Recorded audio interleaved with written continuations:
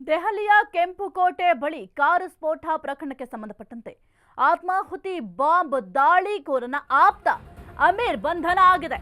ದೆಹಲಿಯ ಕೆಂಪುಕೋಟೆ ಬಳಿ ಕಾರು ಸ್ಫೋಟ ಪ್ರಕರಣಕ್ಕೆ ಸಂಬಂಧಪಟ್ಟಂತೆ ಆತ್ಮಾಹುತಿ ಬಾಂಬ್ ದಾಳಿಕೋರನ ಆಪ್ತ ಅಮೀರ್ ಬಂಧನ ಆಗಿದೆ. ಅಮೀರ್ ಹೆಸರಿನಲ್ಲಿ ನೋಂದಣಿಯಾಗಿತ್ತು i20 ಕಾರು.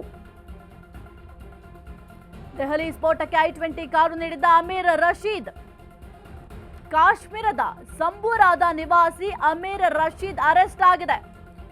ಬಾಂಬರ್ ಉಮರ್ ಜೊತೆ ಸೇರ್ಕೊಂಡು ಸ್ಫೋಟಕ್ಕೆ ಸಂಚನ್ನ ರೂಪಿಸಿದಂತೆ ಎನ್ಐಎ ಅಧಿಕಾರಿಗಳಿಂದ ಅಮೀರ್ ರಶೀದ್ ಅರೆಸ್ಟ್ ಆಗಿದ್ದಾನೆ.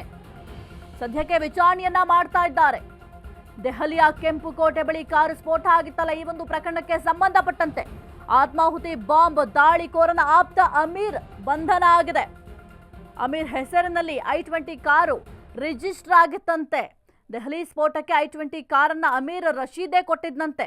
ಇನ್ನು ಕಾಶ್ಮೀರದ ಸಂಬೂರಾದ ನಿವಾಸಿ ಅಮೀರ್ ರಶೀದನ್ನ ಸದ್ಯಕ್ಕೆ ಅರೆಸ್ಟ್ ಕೂಡ ಮಾಡಲಾಗಿದೆ. ಬಾಂಬರ್ ಉಮರ್ ಜೊತೆ ಸೇರ್ಕೊಂಡು ಈ ಒಂದು ಸ್ಫೋಟಕ್ಕೆ ಈತ ಸಂಚನ್ನ ರೂಪಿಸಿದ್ನಂತೆ. ದೃಶ್ಯಾವಳಿಯಲ್ಲಿ ಗಮನಿಸ್ತಾ ಇದ್ದೀರಾ, ಅಹ್ಮದ್ ಮೊಹಿದ್ದೀನ್ ಸದ್ಯಕ್ಕೆ ಕೆಲವೊಂದಿಷ್ಟು ಜನರನ್ನ ಅರೆಸ್ಟ್ ಮಾಡಿದ್ದಾರೆ. ಈ ಒಂದು ಪ್ರಕರಣಕ್ಕೆ ಸಂಬಂಧಪಟ್ಟಂತೆ ಎಲ್ಲರ ವಿಚಾರಣೆಯನ್ನು ಕೂಡ ಮಾಡ್ತಾ ಇದ್ದಾರೆ. ಒಬ್ಬೊಬ್ರು ಕೂಡ ಒಂದೊಂದು ವಿಚಾರವಾಗಿ ಬಾಯ್ ಬಿಡ್ತಾ ಇದ್ದಾರೆ.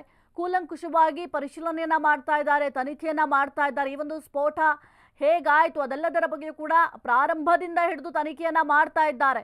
ಜೊತೆಗೆ ಕೆಲವೊಂದಿಷ್ಟು ಜನರನ್ನ ಅರೆಸ್ಟ್ ಮಾಡುವ ಕೆಲಸವನ್ನು ಕೂಡ ಮಾಡ್ತಾ ಇದ್ದಾರೆ. ಈ ಒಂದು ಕಾರು ಯಾರಿಗೆ ಸೇರಿತು ಅನ್ನೋದು ಕೂಡ ಬಹಳ ಒಂದು ಕುತೂಹಲಕಾರಿ ವಿಚಾರ ಆಗಿತ್ತು. ಯಾಕೆಂತಂದ್ರೆ ಒಬ್ಬರಿಂದ ಒಬ್ಬರಿಗೆ ಟ್ರಾನ್ಸ್ಫರ್ ಕೂಡ ಆಗಿತ್ತು.